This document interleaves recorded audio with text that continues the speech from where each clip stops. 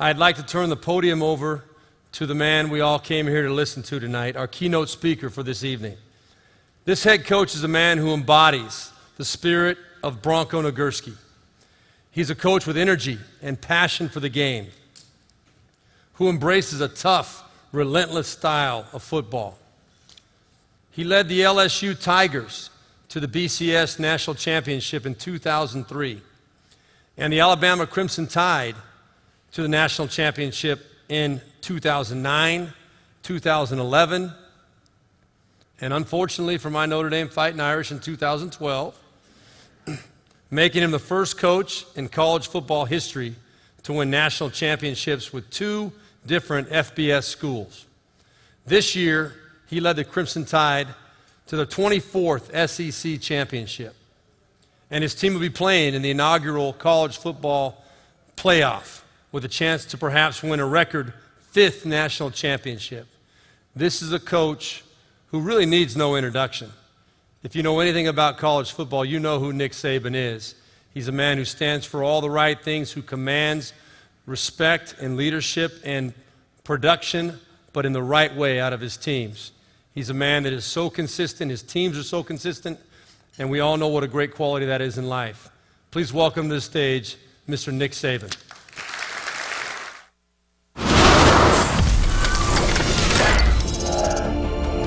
What is the standard that we want to play to?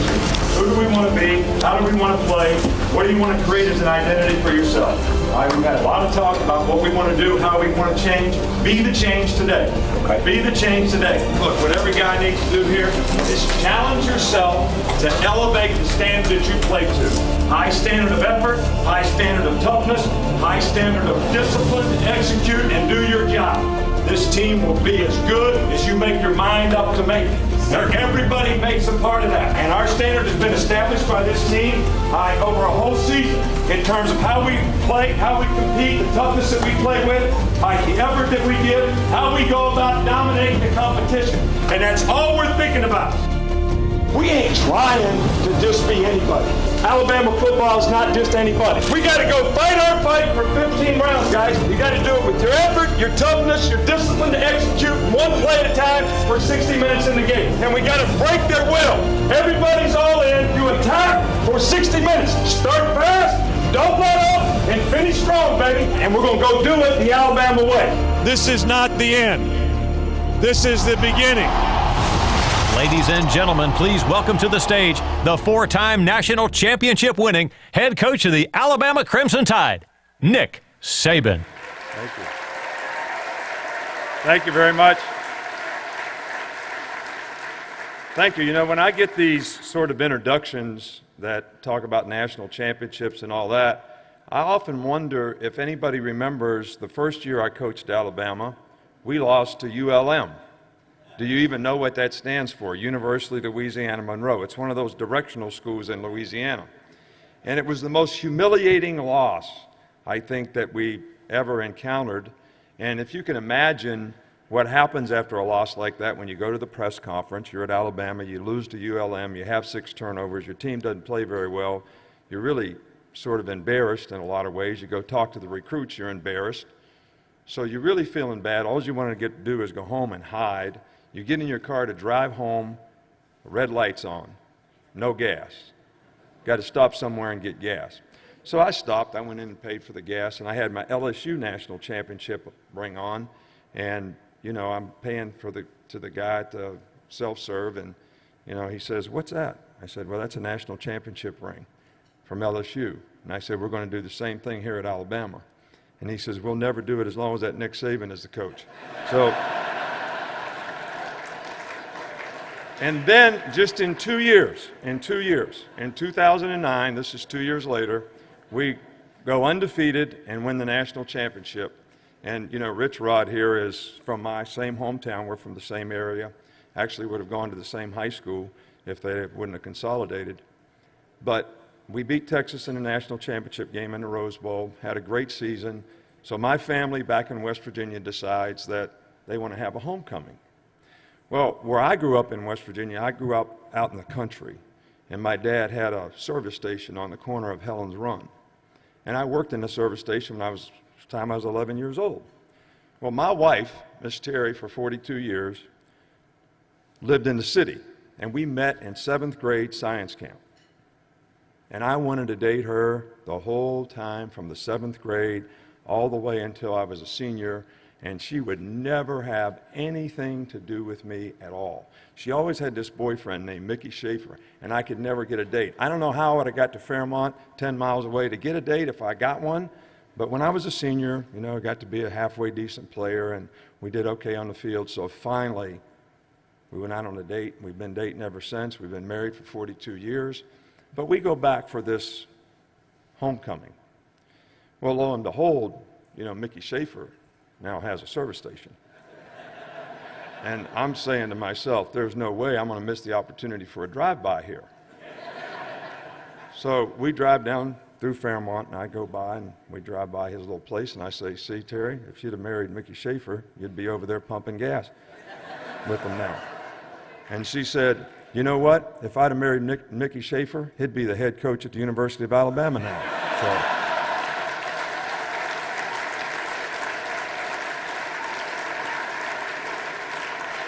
It really is a privilege for me to be here at the Bronko Nagurski Awards ceremony to honor the top defensive players in college football. And I want to congratulate each and one of these young men, especially Landon Collins, who's one of our own, for the great season that they had. I also want to congratulate all the honorees here tonight, legend winner, Randy White, all the high school and college finalists and winners that have had outstanding seasons and made outstanding contributions to their team and to the community. And I really do appreciate what the Charlotte Touchdown Club does in terms of how they support the community and how they create opportunities for young people. It was so great to see Pop Warner up here tonight. My dad started Pop Warner football in our area at home. There was coal mining towns everywhere, so the kids couldn't get out and play. Got a school bus. He went and picked up the kids, took them home at night so they wouldn't have to hitchhike around.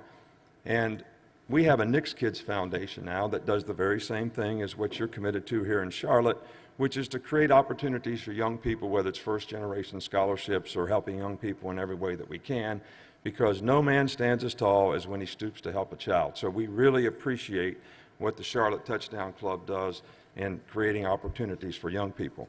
But what I wanted to talk about tonight is really more to the young people in the crowd. And I always get asked a question, probably more often than anything else. What does it take to win? Good game plan, good preparation, good system on offense and defense, ability to adapt and adjust during the game. But you know what my answer always is? It's mindset. It's how you think. It's the vision that you have for what you want to accomplish. Some people want to climb Mount Everest. That's their vision. Someone else, like Michael Johnson, would spend 1,000 hours taking 1/10 of a second off his 400-meter time so he could win 2 gold medals, the 200 and the 400, instead of 1. But whatever your vision is, and we have 2 sets of eyes. We have the eyes that see everything that happens, and we have the eyes of the soul, which is really what's important to us, what we want to accomplish and what we want to do, and what our vision is. And once you have that, then you have to be committed to a process, which is the things that you have to do to be successful at whatever that vision is. It can be something as simple as, I want to lose 20 pounds. Well, it's easy to find a defined process of what you have to do that. It's not difficult to find. But the third thing, and the thing that most people struggle with most, is you have to have the discipline to execute day in and day out. Most people have a vision. They can define what it takes to accomplish the vision, but can they execute it? Do they have the discipline to make the right decisions? And what is discipline? What you're supposed to do, when you're supposed to do it, the way it's supposed to get done.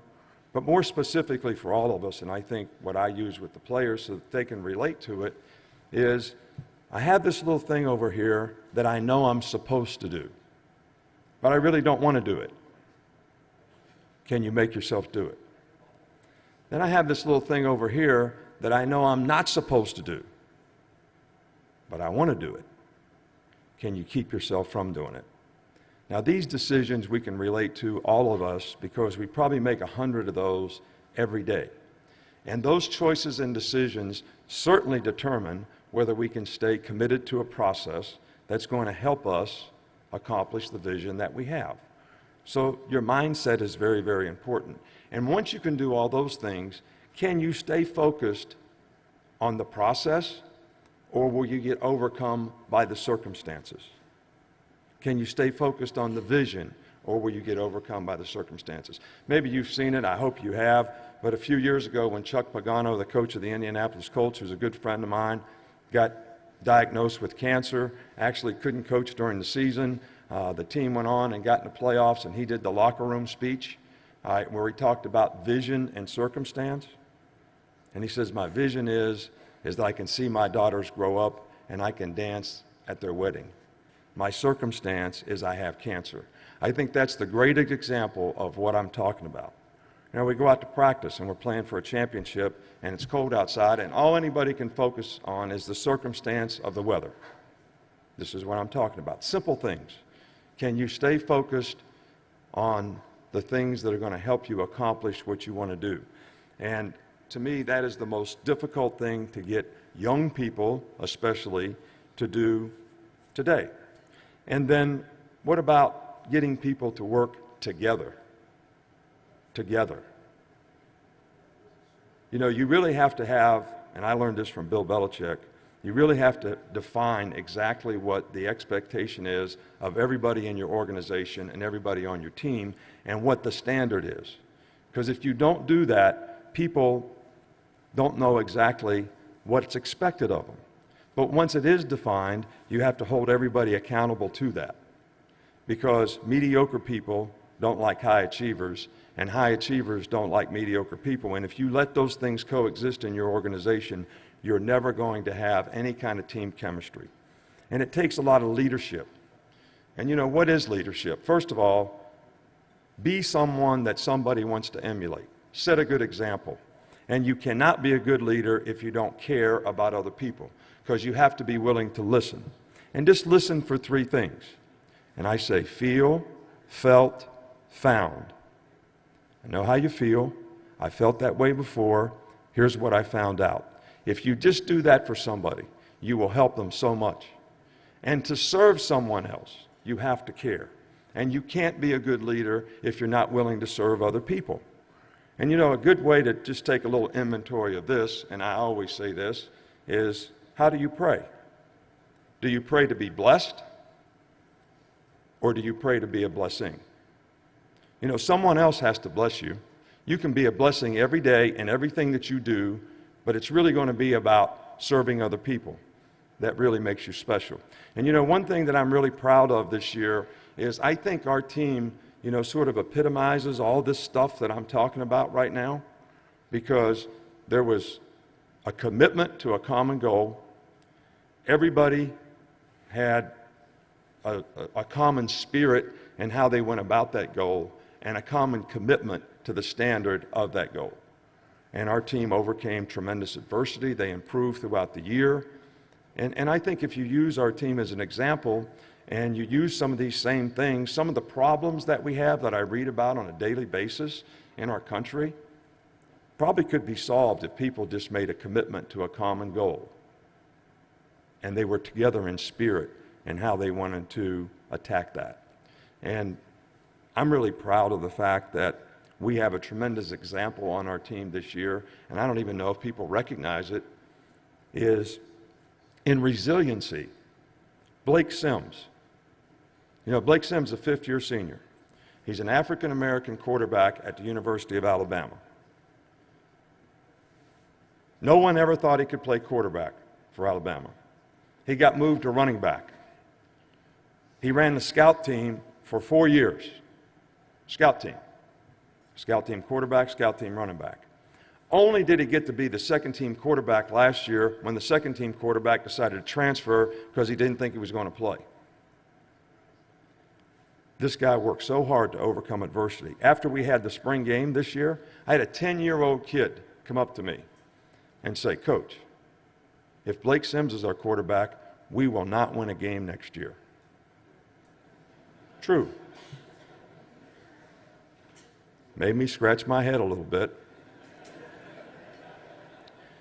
But now we're talking about a guy that's led his team to the SEC championship, just got voted by his teammates, and it wasn't even a close margin, the most inspirational player on his team. And because of his inability to pass the ball effectively, that's why nobody thought he'd ever be the quarterback at the University of Alabama. He just broke every single season passing record in the history of the school. And he led an offense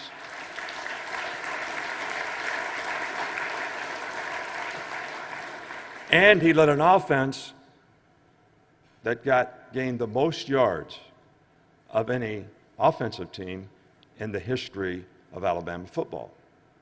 This is for a guy that no one thought could play.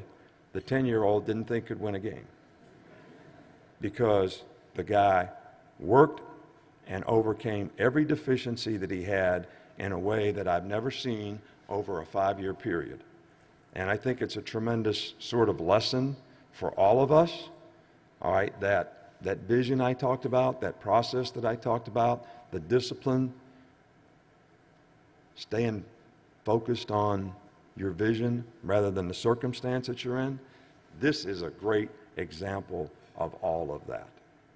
So I really hope that everybody here appreciates what these athletes go through, the work that they do, the perseverance that they have, the ability to overcome adversity. You know, you can have no great victory in life unless you can overcome adversity. When I was coaching at Ohio State, ironically enough, that we're playing in the playoff, in 1981, we played Michigan at Michigan. We were 17-point underdogs. Woody Hayes was still alive and came back and talked to the team for the first time since he was fired as a coach. We had bad practice, negative vibes. We're 17-point underdogs. They had Anthony Carter, Butch Woolfolk. They had a really, really good team. And we'd already lost 2 games at Ohio State. Was way too many, you know, for that place at that time. So there was a very, very negative attitude. Everybody was self-absorbed. Don't blame me. It's not my fault. Pointing fingers everywhere. Coach Hayes comes the day before we go to Michigan, and he gives a speech to the team. He says there can be no great victories in life unless there's tremendous adversity. And he equates our game with the war in the Pacific and talks about why is the war in the Pacific, Pearl Harbor, the greatest military victory of all time? Because of Pearl Harbor. We had to overcome so much. And he talked about what we had to overcome, and everybody got a positive attitude about the approach to the game. And we went there and played lights out and won the game like 14-9 or something. And it was one of the victories that I continually remember because we overcame so much to do it. And that's what made it such a great victory. And I'm going to leave you in closing, you know, with my favorite sermon. And I know Landon Collins has heard this probably at least once a year for every year that he's been at the University of Alabama. But it's really an old Martin Luther King sermon about being all that you can be, about pride and performance, being the best that you can be. And he starts out saying, there's only one guy that I will let shine my shoes at the Green Stamp store in Montgomery, Alabama, because the pride that that guy has and how he shines your shoes. And the great feeling that he gets when you tell him how much you appreciate the way he shined your shoes. And then he goes on to say, if you're going to be a street sweeper, be the best street sweeper you can be. Sweep the streets like Michelangelo painted the Sistine Chapel, like Shakespeare wrote literature. Let him put a sign up that says, the best street sweeper in the world lives right here. And if you can do that, you accomplish the best there is in life, knowing you did your best to be the best you could be at whatever you choose to do. I thank you for having me here. It's a real honor and privilege for me to be here tonight. I know it's been a long night for everybody, and I know there's not a lot of Alabama folks here, but I'm going to say it anyway. God bless you, and roll tide. Thank you.